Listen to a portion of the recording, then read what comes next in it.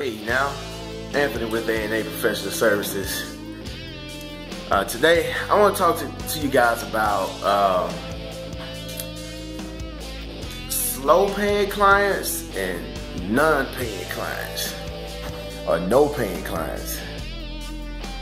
I truly believe that slow paying clients will eventually turn into no paying clients.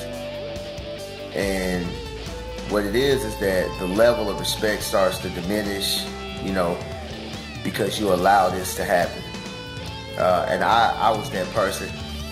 What I would do is, I'll cut the yard and I'll say, hey, I didn't see the check. Oh, I'm sorry, I was running late and I forgot to put it on the mat and all that type of stuff. And then, you get paid a couple of days later. You cut the yard on Monday, you don't get paid till Thursday.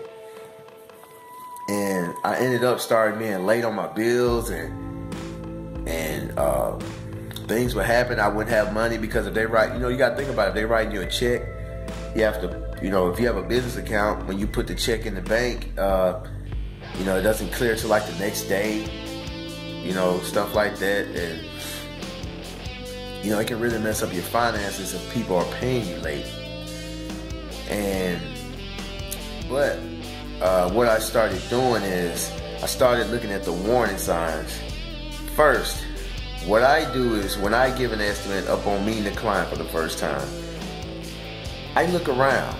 If they invite you in their house, I look around to what I can see. I don't go snooping around, but when I give an estimate, you can clearly see the yard, the house, everything. Now, if there's a lot of junk and trash laying around everything, it's like stuff that's discarded outside, old parts, tools, things that need to be put in their proper place. If they're laying all around out in the yard, if the grass is just super, super high and the bushes are overgrown, there's a chance that person, a very good chance that person is a slow paying client or a non-paying client.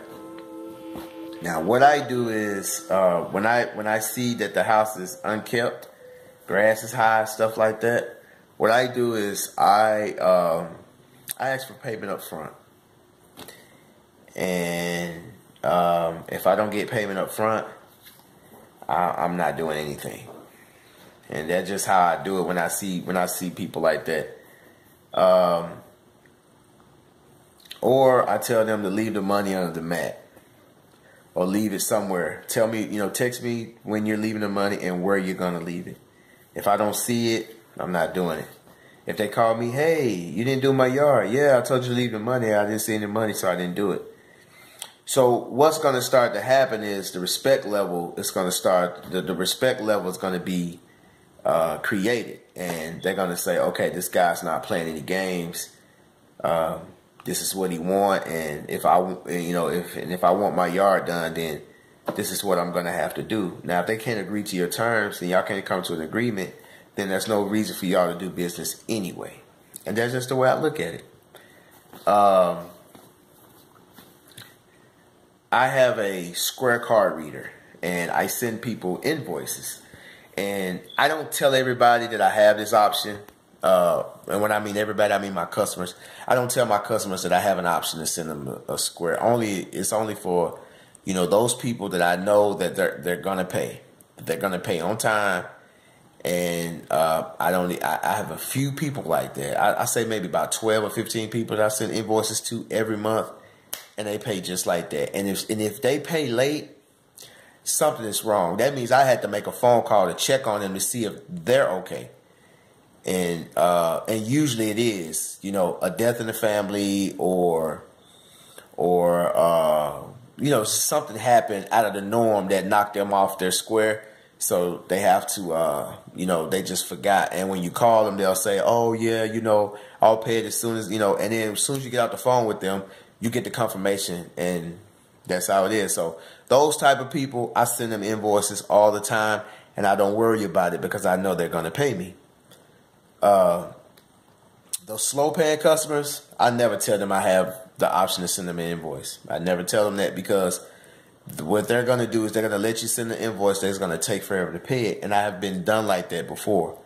Actually, somebody did me like that this past week. I cut their yard last Friday. Today is Saturday, so it was a week ago. The lady texted me on a Wednesday and said, hey, I need you to cut my yard, trim my bushes, cut the yard front and back. And I was like, sure. I forgot because she done me like that the previous time again. And I told myself that if I dealt with her again, that I was going to tell her that she was going to have to pay me up front, and I was going to send her an invoice, and I wasn't going to do anything until she paid me up front. But so much time had passed, I've forgotten all about that. So I do the job. I send her an invoice. I send her an invoice. I tell her, hey, I'm done with your yard. Invoice is in your email. Pay at your earliest convenience. And she, no response. And usually I don't get a response. Sometimes they'll just pay it. And that'll be my response to confirmation. So I didn't get a response, but that's not odd, so I didn't worry about it. So that was Friday evening. Saturday morning, I saw they hadn't been paid. I texted her. I said, hey, don't forget about your invoice. She didn't respond. Okay. Monday, don't forget about your invoice. No response. I sent that same text message Tuesday, Wednesday, and Thursday. Did not get a response. I think I sent it again on Friday. I think I did. But I start calling her. I made a phone call to her on Thursday. I didn't get an answer. Got voicemail. I said, okay. So I called her again Friday. Called her twice, back to back. And after the second call, after the second call for that day, but the third call total, she just paid it. And I got the confirmation. So, I stopped calling, stopped sending text messages. So, moving forward, dealing with her, she will have to pay up front from now on. And if she refuses or if she has a problem with that, then I would just tell her that she has to find someone else.